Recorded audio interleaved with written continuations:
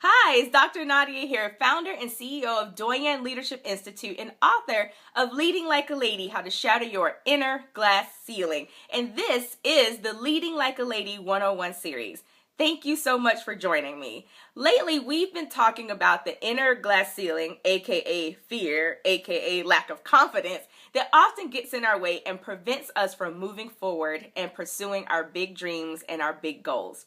So today, I wanted to share with you a little story about how I've dealt with fear and that lack of confidence.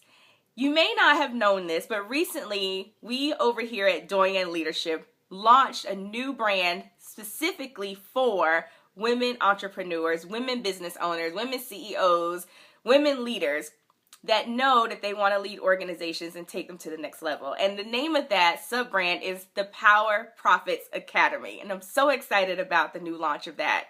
However, what you may not know is the behind the scenes to getting to that point. So the team and I decided that this is something that we wanted to do. We wanted to launch a sub-brand specifically for entrepreneurs, so that we could build this community, build this movement where women were walking in their purpose, pursuing their passions, owning their power, and increasing their profits so that they could have a bigger impact in their families, their communities, and in this world. So it was so exciting. Lots of hard work, lots of hours went into making this happen. And then, dun dun dun, the day came when it was time for the big reveal, time for us to just let the world know what we've been working on. And boom, I was faced with fear. And it didn't come in the type of form of, oh my gosh, I'm shaking, I'm nervous, I'm sweating. It came as, this isn't perfect. Have you ever been there when you were ready to do something so exciting and share it with someone and you were stopped because it wasn't quote unquote perfect? Well, I am here to share with you that oftentimes that is fear. Fear disguised as perfection. Now, let me be clear. That doesn't excuse sloppy work, not doing your best, or operating in excellence. However, is anything that we ever do truly ever really perfect? Like, can we just be any more right? So it got to the point where, okay, Nadia, are these excuses not to pull the trigger, not to push that button and let everyone know about what it is that you and the team have worked so hard to make happen? Is it because things just aren't right? Or is it really fear?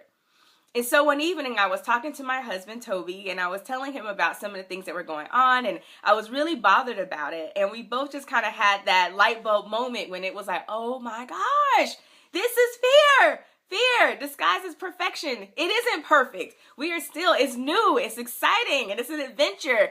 But it's done and it's out there, and we are so excited to be able to serve this segment of our community in a more powerful way. And so it's out there and it's done. But I can tell you that even though I work with women entrepreneurs, I work with women in corporate, I work with women in all types of walks of life, and when I speak or in our coaching programs or however that may look, and I can tell you that many of us get stopped up because of perfection. And we justify it because we're like, we want to do excellent work. We want to make sure it's done right. And those are all valid reasons. You definitely want to operate in excellence in your work. And yet at the same time, fear often shows up as perfection, procrastination, or even indecision. So just to let you know, there are different ways that it can show up. And it can happen to any of us, including me. So thank you so much for allowing me to share my story. And I hope that you will just use this as the fuel you need to take the action. Even if it's imperfect action, it's still action that will move you one step closer to achieving your dreams. Thank you so much for joining me for this episode of the Leading Like a Lady 101 series. This is Dr. Nadia, and I hope to see you again soon. Bye-bye.